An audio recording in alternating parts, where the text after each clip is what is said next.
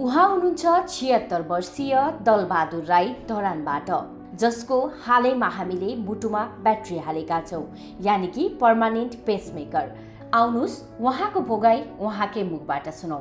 यो मेरो मुटुको बिमारी पहिला मलाई थाहा थिएन। म अलिकति यङ हुँदाखेरि यस्तो बिमार सबै म पच्छु भनेर फुर्ती गर्थेँ। एक दिनको कुरो हो, म रुखमाथि पसे बेला मेरो अचानक मलाई अँध्यारो भयो। त्यहाँदेखि बिस्तारै मेरो मुटु बिग्रिसकेको छ, म डक्टरलाई देखाउनुपर्छ भनेर म इमर्जेन्सी धारण हस्पिटलमा आएँ। डक्टर निकेश त्यो समयमा त्यहाँ हुनुहुँदो रहेछ र उहाँले मलाई एकैचोटि मुटु ब्लकेजको सिम्टम हो, मुटु खोल्नुपर्छ भनेर उहाँले भन्नुभयो। मेरो भाग्य भनौँ या के भनौँ, साथीको मुटुमा त्यो भेल लाउनलाई तयारी गरिरहेको छ, तर उहाँको श्रीमतीले नमानेर त्यो भेल त्यतिकै भएको कारण त्यो भेल मैले अचानक पाएँ र मलाई डक्टर नितेशले त्यो भेल खोलिदियो। त्यसको बादमा मलाई धेरै वर्ष भनौँ, अहिले अब यो 2026 साल 13 सालमा लगाएको झन्डै 15 वर्ष भइसकेको थियो। तर मलाई पटक पटक मेरा मुटुको धड्कनहरू कमी हुने, मैले हरेक डक्टरहरूलाई देखाउँदाखेरि एकदम धड्कन कमी छ भन्ने कुरोहरू भइराखेको थियो।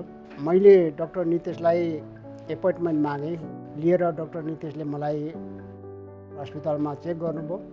चेक गरिसकेपछि उहाँले मलाई तुरुन्तै पेसमेकर राख्नुपर्छ भनेर सल्लाह दिनुभयो र आइतबारको दिन म यो न्युरो हस्पिटलमा एडमिट भएँ र सोमबारको दिन उहाँको टिमले पेसमेकर राख्यो।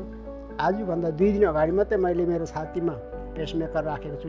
मलाई अहिले केही फिलिङ छैन, एकदम आनन्द छ।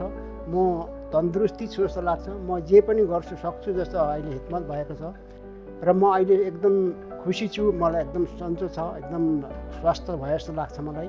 सर्वप्रथम त डक्टर निकेश, उहाँको टिम र न्युरो हस्पिटलको स्टाफहरू जति पनि यो अवस्थामा मलाई केयर गर्नुभयो, सम्पूर्णलाई म मेरो परिवारतर्फ आभार व्यक्त गर्न चाहन्छु।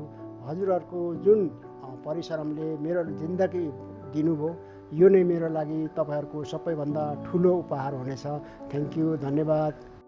तपाईको स्वास्थ्य हाम्रो प्राथमिकता। Neuro cardio and multi specialty hospital, Biratnagar 10, Jahada road.